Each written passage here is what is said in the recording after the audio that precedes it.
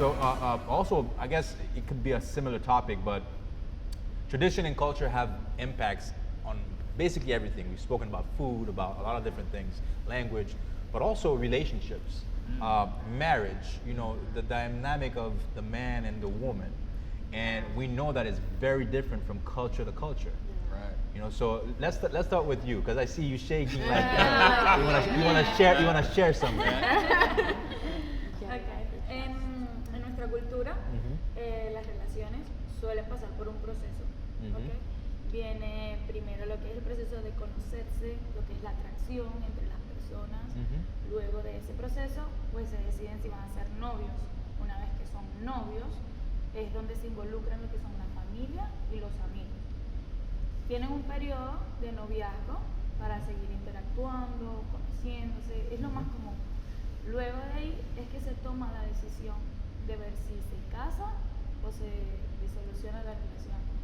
Es un proceso que suele haber diferentes culturas que se casan de inmediatamente, que se van a vivir juntos. Eso es la modernización ahora, hoy en día, que van y viven juntos sin conocerse. Y yo pienso que por eso es que hay muchos divorcios. Okay, ¿no? yeah. Okay, es mi forma de pensar. Pero realmente el proceso en mi cultura es ese que te acabo de comentar.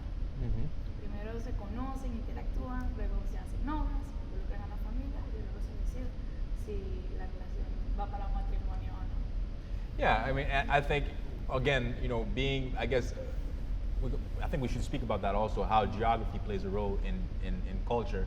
So because we're close in geography, I mean, Caribbean and even South America, I think we have very similar cultures. Yes. But when we go, like, for example, Asia, Africa, Europe, and, you know, that's a little bit further away, now they have distinct, and also religion, which we'll talk about, on how it impacts relationships.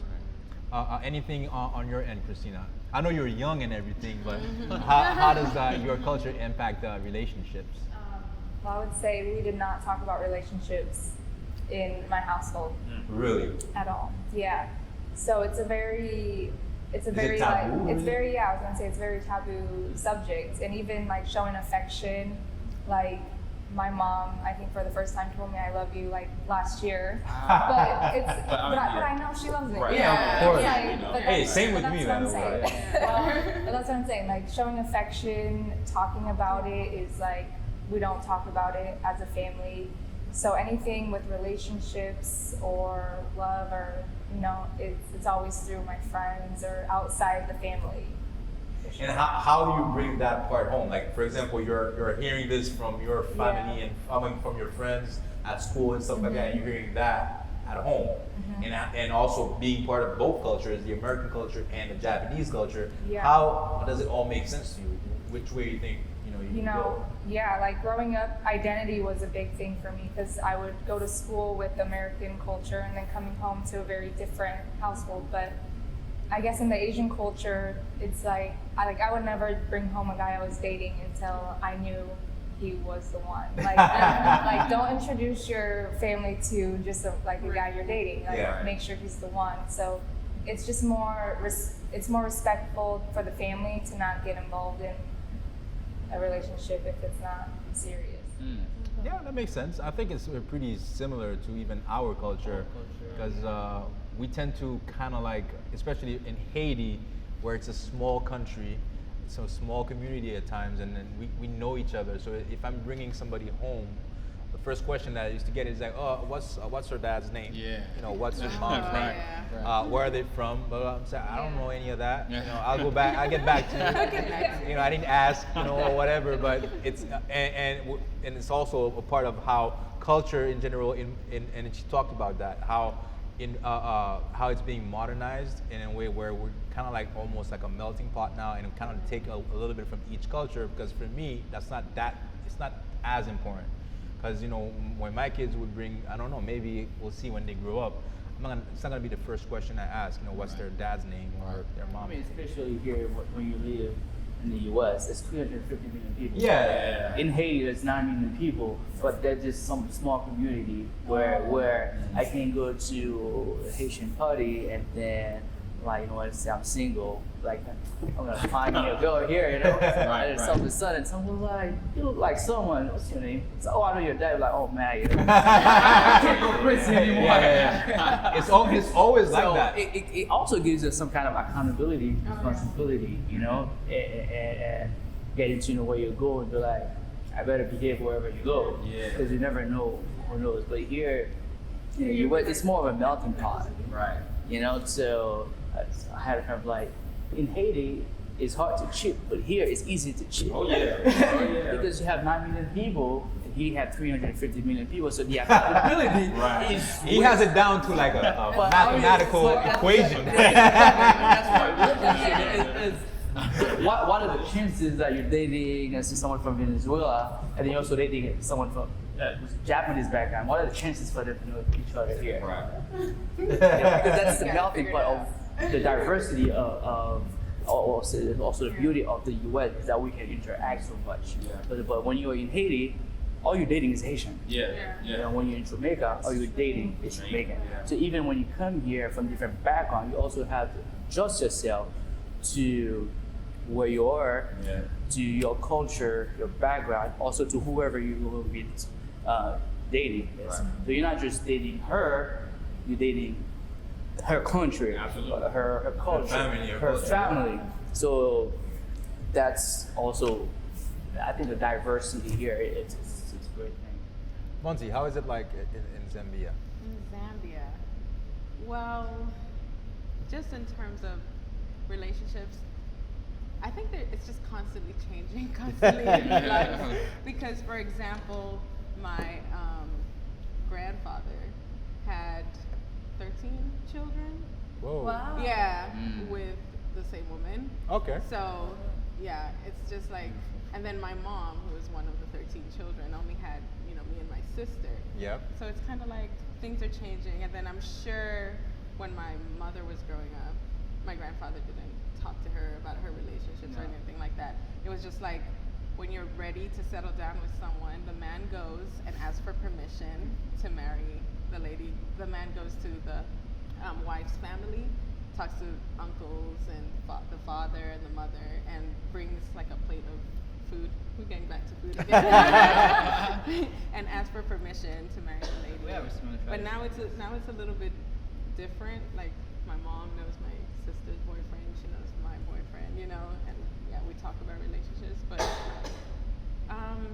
yeah, Now- I'll just say it's kind of No pressure on your boyfriend or anything like that. But if he were to propose to you, would he have to go to your family and ask for permission first?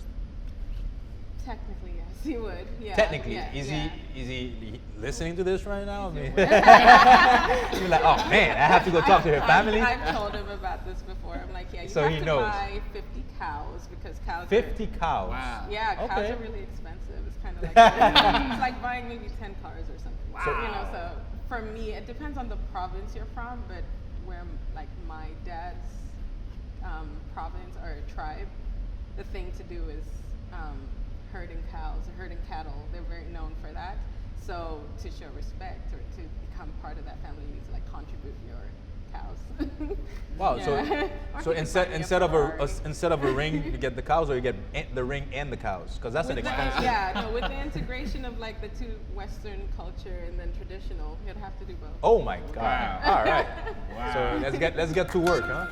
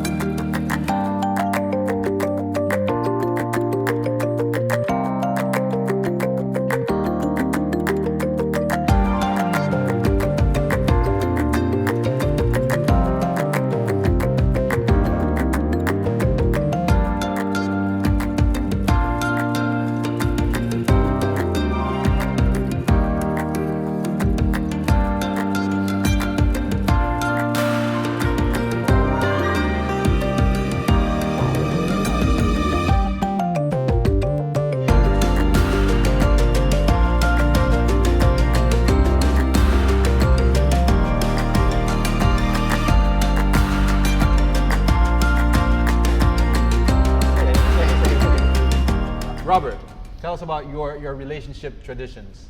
Well, in Native culture, it's about rites of passage, really. I mean, if you want to marry my daughter, you know, you have to go through these, you know, obstacle courses, mental, physical, and spiritual, to make sure you're worthy of it, one. And, you know, back to what you guys were saying about who's your father, who's your mother? As a modern American saying goes, the apple doesn't fall too far from the tree. So we do that because, you know, if your mother is crazy and your father is crazy, there's a high probability that you may be a little off. So it's kind of a reference point in all cultures. I think that's universal, to look at the mother and father to kind of reference and see the probability of where you're going to land. In Moorish culture, it's more about not amalgamating too much, only because the culture has been lost and we're trying to preserve it. So it's been watered down so much that a lot of Moorish Americans, they're about marrying Moorish and keeping it within the culture to keep it pure and preserve it. But at the same time, if you find somebody that you're in love with outside that culture, you're not going to be shunned or not going to, you know, hate you or anything like that. It's just about keeping the culture pure. So for me personally, I've been with my wife. We've been together. We've been together 18 years now. And it's just been about balance for us, just learning and growing together. Because, you know, for modern Americans, like I said, it's about learning our culture. We weren't spoon-fed our culture from, you know, birth. We had to go back and connect the dots. So we're kind of just learning together, and that's been the real prize for both of us, is just learning new aspects of ourselves and merging it together. So. And that's interesting because, I mean, at least in Zambia, society plays a huge role in people's relationships. Like, there's a lot of societal pressure. Facts. Like for women, for example, when you're late 20s, mid 20s, late 20s, early 30s, even like your friends and your relatives, everybody's gonna be pressuring you to get married. They'll be like, "What's wrong? You can't find a man? Let me introduce you to this person." Like, right. But they can't just understand. Like, some people just don't want to get married, maybe, or you know, But it's just, and what happens also on the flip side with men is that they'll get married really young before they're ready and experience anything. Yeah, and then they'll continue like their single ways. Oh yeah, absolutely. I mean, I think that's across the board. That's across the board. But it's like, at least, you know, some men, they could try to only get married when they're ready, but because of societal pressure, they feel like at a certain age they have to get married, and then everything falls apart because they're still cheating. And then also, women are expected to stay with the man, even if he's like doing other things or starting a whole other family. Wow. Yeah. Because a lot of the family responsibility falls on the woman to keep the household together as like the glue, and she should bear all the burdens, so to speak, and just kind of grin and bear it. And yeah, but like I said, it's a shift, and there's like some changes happening and some westernization and just opening of the minds, and people are, you know, not tolerating as much. Right. But before, traditionally, first of all, women would get married really young to like older men, and then in addition to that, they'll just accept the gender-based violence and, you know, things like that. Things have changed even nowadays. Yeah. Parents will be more open to talk relationship with the kids, but parents didn't. My mom wasn't. You know, I couldn't even say that word sex. You know, my mom be, you know, but it's different. You can spell it but not say it. You know, it's this one thing I can talk to my mom about. It's one thing I can't talk to my dad about. Right. You know, I remember growing up, you know, 13 as a man, your voice started changing. And so you noticing what's going on, but it was my sister that would talk to me about relationship, you know? I remember that it was my sister that would show me how to protect yourself out of cucumber. I was like, oh my God. What? Yeah. She was showing you out of cucumber. Yeah, my mom wouldn't talk about it. Wow, yeah. But my Is that where your passion for food I was like, what is going on here? I'm around like 13, 14. My sister's calling me, and she's like 3-4 years older than me. And when she called me, it felt kind of like, what's she calling me for? It felt like she wanted to show me something. Right. But I mean, she did. It was kind of like, holy, Right. What's good? But exactly, but it was a great experience. It was a great thing, and she was one of the first. She was the person I told me I was probably 17 or 18 or maybe 20. She was like, bro. I was like, yeah. She's my older sister. Like, before you marry any woman, make sure you do all the crap you have to do outside. Facts. Yeah. Like, make sure you play around, get out the way. So whenever you marry that woman, that doesn't have to do with it. Right. Say she goes like, we have the c'est la chair FM. It's like I don't know how we translate that in English. Thin skin. I don't know. The skin is weak. Yeah, sensitive skin. You know. Yeah, sensitive skin, Even if you're married, doesn't mean it can't never happen. Right. But if it happens, it can only happen one time. Versus if you never get it out of the way, it will happen over and over all the time. So that's one of the messages. But if I talk to my mom about relationship, like my dad would be mad, but like, oh man, this not fun. And then my mom would be like, what are you telling him? I mean, but it's a beautiful thing. Yeah, because like it just emphasizes, I guess, community and how I have so many cousins and aunties and uncles that I could talk to easily back home. And that's just a completely different culture compared to here where it's just your immediate family that you essentially interact with. Just your parents, or when you get married and your children, that's like your family, that's who you talk to. But back home is even your neighbors, like, you know, everybody, there's a better sense of community. And so when you say like your sister would my sister basically help bring you up, like help with your basically upbringing. she did. So She like basically takes did. a village. She basically She oversees a bigger village. I mean, she knows everything from my first relationship till now. She knows everything. As if, But your mom? no, she doesn't. She don't want to. So that's why, for example, very carefully, wherever I'm dating, I don't bring a person home until I know I'm serious about it. Yeah. Once I bring it home, or they just pass by, they see me, they be like, oh, that's your, I'm like, oh, so I have to make sure I ask her out, my girlfriend. Right. She say yes, then I can bring her home. Yeah, that's my girlfriend. Right. You know.